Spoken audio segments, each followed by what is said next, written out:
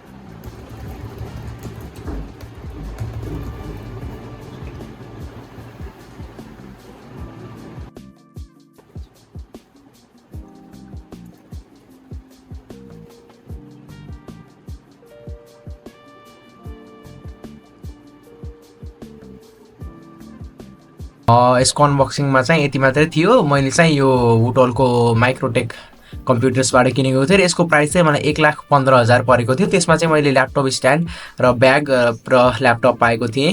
मैले यो ल्यापटप चाहिँ मोस्टली भिडियो एडिटिङको लागि नै युज गर्नेछु र म चाहिँ डाभिन्सीबाट भिडियो एडिटिङ गर्छु र म अपवर्कमा चाहिँ as a freelance video editor पनि छु र आगामी दिनमा म यो ल्यापटपको पर्फर्मेन्स के प्रब्लमहरू छ हजुरले किन्न हुन्छ कि नै लगायत अरू कुरा पनि सजेस्ट गर्नेछु। त्यही भएर यो च्यानललाई चाहिँ सब्सक्राइब गर्न नबिर्सिनु होला र भिडियोमा पनि लाइक गर्नु होला।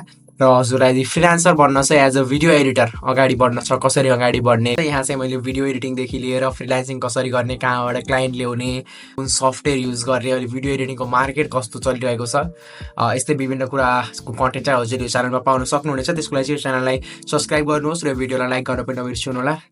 अब भेटौँ न अर्को भिडियोमा। आजको भिडियोमा चाहिँ यति नै।